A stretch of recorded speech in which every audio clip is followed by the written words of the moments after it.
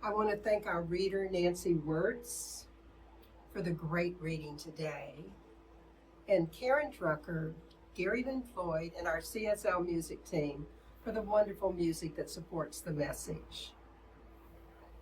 This month of July, our theme is creative expression. And our message today, imagine what's possible. As our reading today suggested, when you engage your imagination and spend some time daydreaming about what's possible, you accomplish two things. First, you wake up to what you really want. And the second is that you align with your creative abilities to begin moving towards manifesting that which you desire.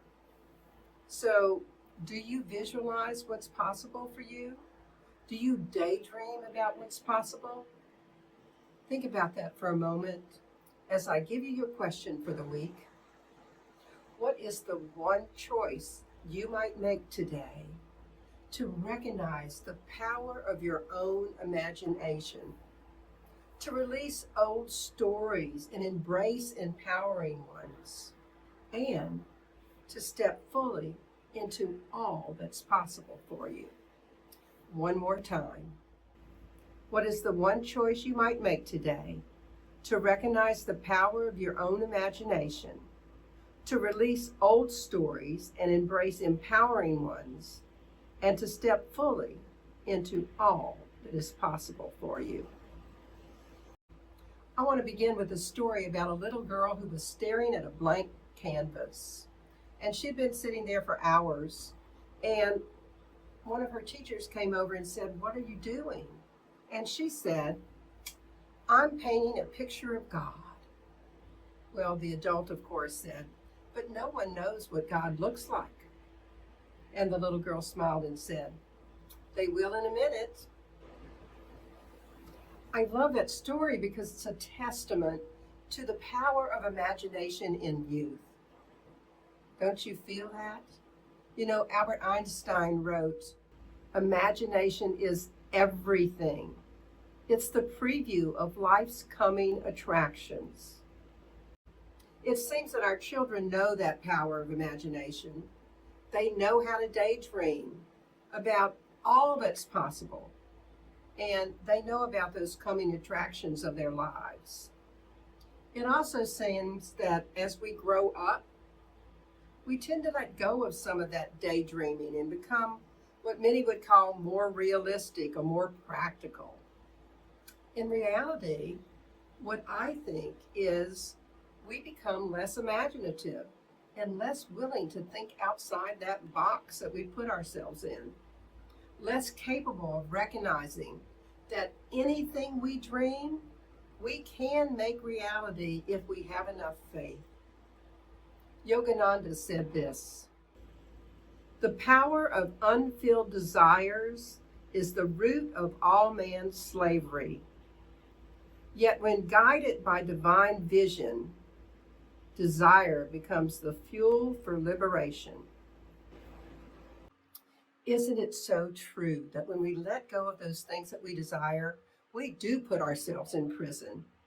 We enslave ourselves to a life that's less than what we know deep in our soul is possible. So I'm not saying that making our dreams become reality is easy. It's definitely not an easy path in life most of the time. But I do believe with the very depth of my being that with God all things are possible. So we just need to be guided by our divine vision and liberate ourselves from the wanting and from that belief that we can't live our best lives. And once liberated, wow, we see what's truly possible. You know, John F. Kennedy said, "We choose to go to the moon not because it's easy, but because it is hard, because that challenge is one we are willing to accept." So is there a challenge in your life that you're willing to accept because it's so important for you to conquer that new territory, your own moon in your realm of living?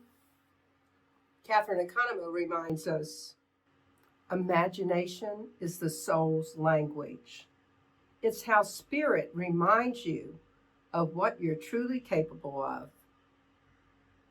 We all need to be reminded now and then what's possible, that we're not too old, we're not past our prime, that we're capable of being and having those things that we might have seen out of our reach. We might have seen them as our moon of life. So are you aware of what you're truly capable of doing and being? What story have you been telling yourself that limits your life, that has you embracing a limited concept of what's possible for you? Many of our past stories whisper, I'm not enough. I'm too late. This is just the way my life is. But those whispers are just that. Stories. Old stories. They're not the truth. The truth is that you are and always have been enough. I say frequently, it's God's great pleasure to give us the kingdom. Yet, to get what you want, you have to know what you want. You have to be willing to give up your old stories. You have to be willing to have faith and hope and imagine what your kingdom looks like. Well, how? We replace old stories by choosing a new lens to look at our life. Healing begins when we imagine something better and trust that it's already within us. Yes, trust that it is already within us. I'm well aware that replacing those old stories is not easy. Some of those stories have been with us for a lifetime, and others we created along our journey with help from people that we trusted, teachers or mentors or good friends. The truth is that we have to trust that what is within ourselves is the real truth. We have to learn to listen to that still small voice and to our heart, which never lies, even though our head is really good at it. A Course in Miracles tells us this: you are altogether irreplaceable in the mind of God. No one else can fill your part in it. And while you leave your part of it empty, your eternal place merely waits for your return. I love knowing I am irreplaceable in the mind of God, and that my eternal place is waiting for my return. Doesn't that sound significant? It sounds as though who we are matters. My son spent days and weeks in hospitals due to his brittle diabetes. He loved puzzles, and he was great at them. And often some child, or maybe even a parent, had removed a piece of the puzzle so when it was finally put together, they could put in that last missing piece. My son often was disappointed because the puzzle then was incomplete. And I like to think of each of us like a puzzle piece in the unity of all that is. And one missing piece makes the puzzle incomplete. I also like remembering that my eternal place is waiting for my return, and it waits for us to return to the truth of who we are. An unknown author once wrote, "Be bold enough to use your voice, brave enough to listen to your heart, and strong enough to live the life you have always imagined." When we listen to our heart and are willing to take action on whatever direction our heart is leading us, we find the strength to have the life that we've always imagined. Trust me on that. I finally decided to listen to my heart later in life, and it is a life that I could not imagine how wonderful and joyful it is.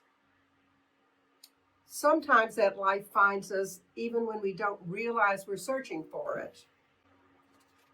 I was working at the University of Portland, and a student actually threatened me at the end of a term because he had earned an F, even though I had told him many times what he needed to do to start studying.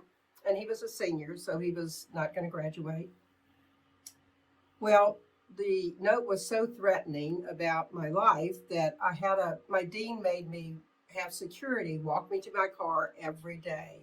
And when I got to campus, I had to call security to walk me to my office. So I was not living a life that I was enjoying anymore. I felt trapped. And that same term, there was a set of faculty meetings after all the students had left the campus. And I was either brave enough or not wise enough. I stood up and basically told the president of the university that we were, as a faculty, tired of the illusion of input. Well, I got a standing ovation from the faculty, but my dean caught me at the party afterwards and said, "We need to talk because I'm not supporting you for tenure next year." The faculty had already told me, "Don't worry, they would support me." But after many phone calls and negotiating and realizing that I wasn't really happy anymore at the University of Portland, I found a job that I absolutely loved, and it paid me twice my UP salary. So sometimes, like I said, fate helps us along. When we start thinking about what we don't want and how we're unhappy in a situation, sometimes things happen to us to kind of give us a little push. Possibility isn't always easy. It's about vision and courage and practice. And quite often, as I had to do at UP, you have to be willing to take that leap of faith and know not only will you land on your feet, you might find yourself soaring to new heights. Lao Tzu told us, "When I let go of what I am, I become what I might be." But it's hard to let go of who we are. We know who we are right now. So are you ready to let go of the you that you are today to make room for the new you and the new stories and an even better life? If so, how do we embody all that's possible and rewrite our stories that are limiting us? Here's a practice called Rewrite Your Story. Write one limiting belief that you're ready to release. And now, write the opposite of that belief. Make it bold and positive. Here's just a couple examples. I never finish things. The opposite would be, I follow through with joy and ease. Here's another one. I don't have what it takes. The opposite, I have everything I need right within me. And once you have your opposite, speak it out loud and say it with conviction. Rewrite your new truth into an affirmation and say it daily. For our examples, the affirmation might look something like, how is it I so easily remember I followed through with joy and ease? Or, how is it I so joyfully know I have everything I need within me? Goethe, who was an influential writer in the late 1700s and the early 1800s, wrote these words, which are still pertinent today. Whatever you can do or dream you can, begin it.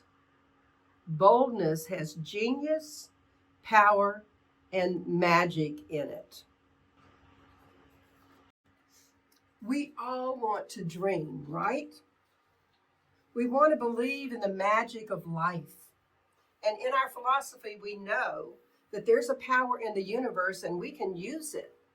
So dream it and begin it. I asked you in the meditation today to ask Spirit to guide you to see what is possible for you, to see the fulfilling life that's already within you. I hope some ideas came to you, and if not, The meditation's up on our website. You might want to continue to use it this week and continue to ponder that idea. Gloria Steinman wrote, "Without leaps of imagination or dreaming, we lose the excitement of possibilities. Dreaming, after all, is a form of planning." So the last time that somebody told you you were daydreaming and wasting your time, just tell them, "Oh no, I'm planning." So how do you go about activating our imagination muscle? One of the readings in the Wholehearted Living Journal this past week talked about rehearsing and rehashing all the things we don't want. All those things we don't want to have happen in our life. We wake up in the middle of the night and rehearse in detail what we don't want. And what good does it? I like to say, like so many people I know, that worrying the problem is telling the universe to give you more of what you don't want. So instead, what if we truly decided to step fully into all that's possible? Let me repeat that. What if we truly decided to fully step into all that is possible? What if we rehearsed how we can make our best life happen? As the reading mentioned, we have a choice about what we play on the screen of our minds. And Friedrich Nietzsche reminds us, enjoy life. This is not a dress rehearsal. So make the life that you're living the real thing. And play on the screen of your mind exactly what you want to see in your life. None of us know how many more days we have to live on this planet. What I know is I want to fully enjoy every day I have to live. How about you? I want to take Frederick's suggestion to enjoy life. Envisioning is a powerful way to get in touch with what it is that we truly desire. So take a few minutes to do a spiritual practice. I call it imagination visioning process. Here's what you do. Close your eyes and ask yourself the questions. What is seeking to emerge through me? If I lived with no fear, what would I do next? And what story must I retire to become who I'm meant to be? And once you've asked yourself those questions, open your eyes and write or sketch what came through for you. You don't have to do it right now, just do it after the service. But here's a moment right now to think about those questions. What is seeking to emerge through me? If I live with no fear, what would I do next? And what story must I retire to become who I'm meant to be?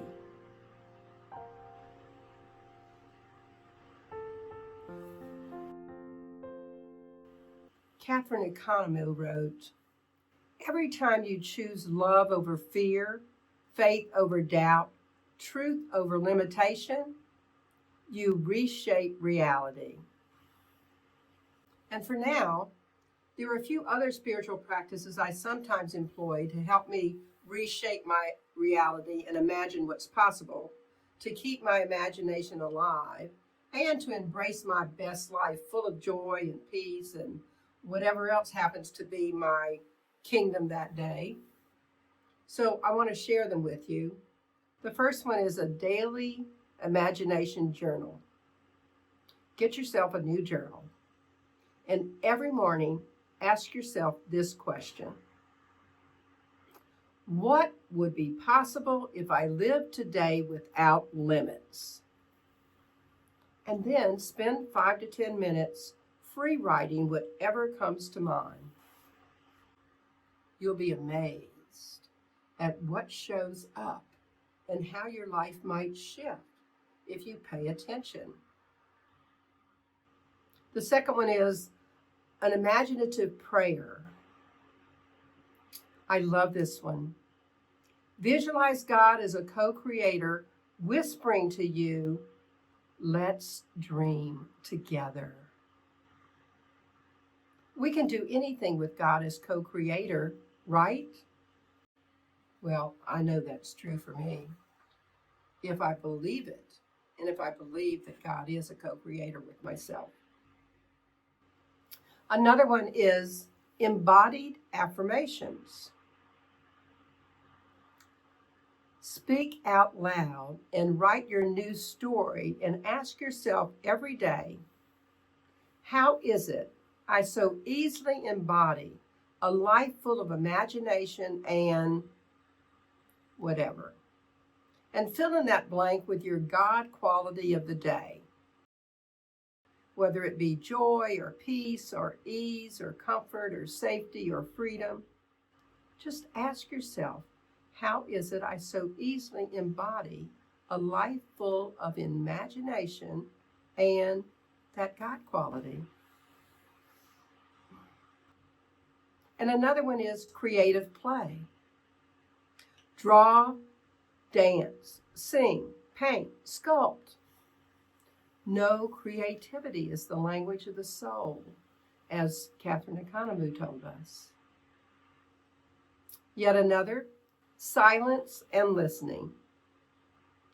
Listen to that still small voice from your heart. Allow the next step on your journey on this planet to arise from stillness. Maybe listen to our meditation again. Well, all of those have helped me at some point in my life. But I don't want to let you go before I give you one of my bad jokes of the week. Why did the spiritual seeker quit his job at the orange juice factory? Because he couldn't concentrate. Oh, I know, a groaner.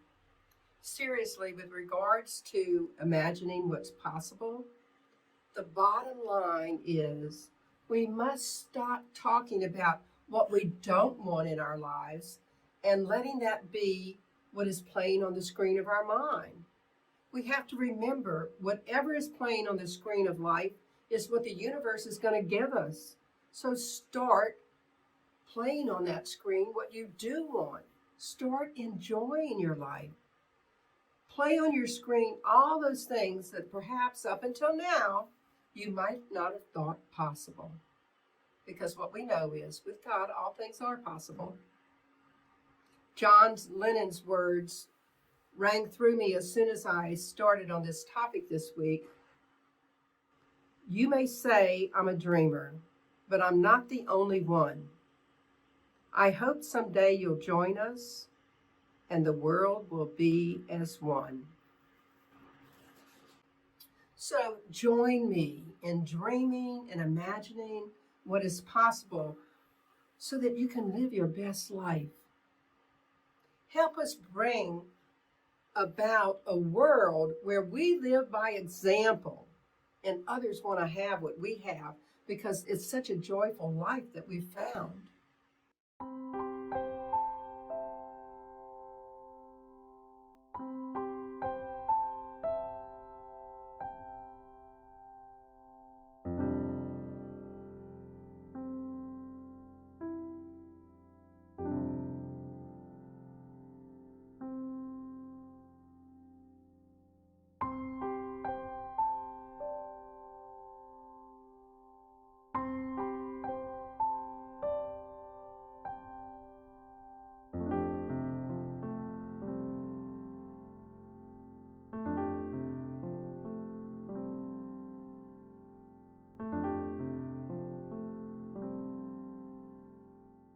So in summary, how might you imagine what's possible?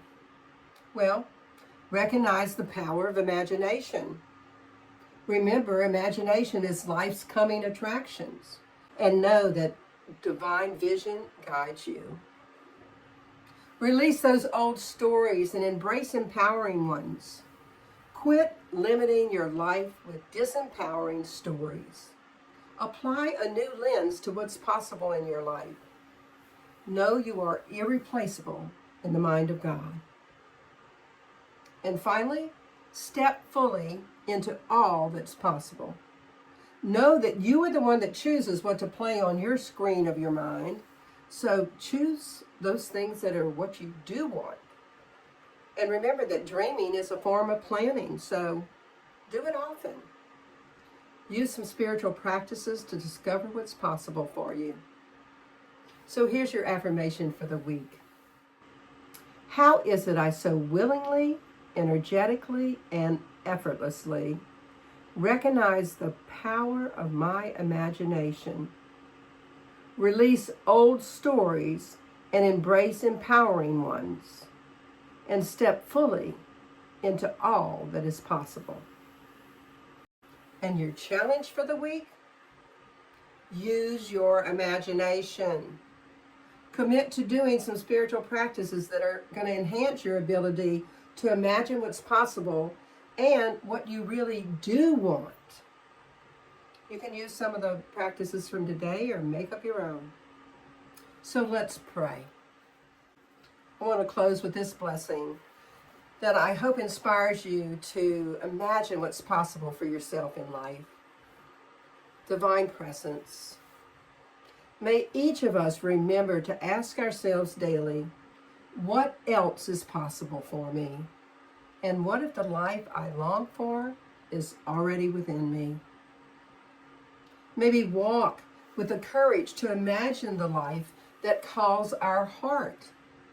Maybe trust our visions, our sacred seeds, and Spirit is our gardener, planting those seeds and watering them for us.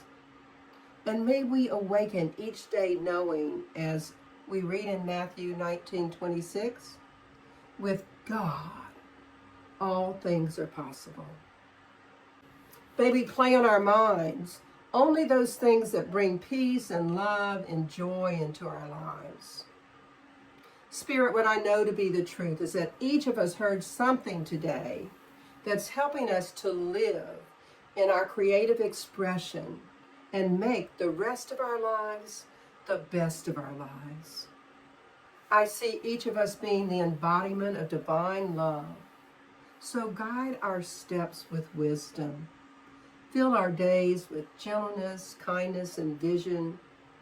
And let us each be rooted in peace and lifted by love. Choosing today to live in divine alignment with the truth of our being. I am so, so grateful for each person who chose to give us some of their time today. Grateful that we can go forth with joy and courage and an open heart, knowing we're guided to vision what is possible, to imagine what is possible, to daydream all the things that we want. And it's from this gratitude that with joy, bliss, and blessings, I release these words into that divine yes, knowing they're already done. So I can say amen, and we can affirm it together, and so it is. And I am so grateful to everyone who continues to support our community with their donations. I love being your minister, and I love being able to continue to do these Sunday messages. Take care. Have a great week. Enjoy our offertory song.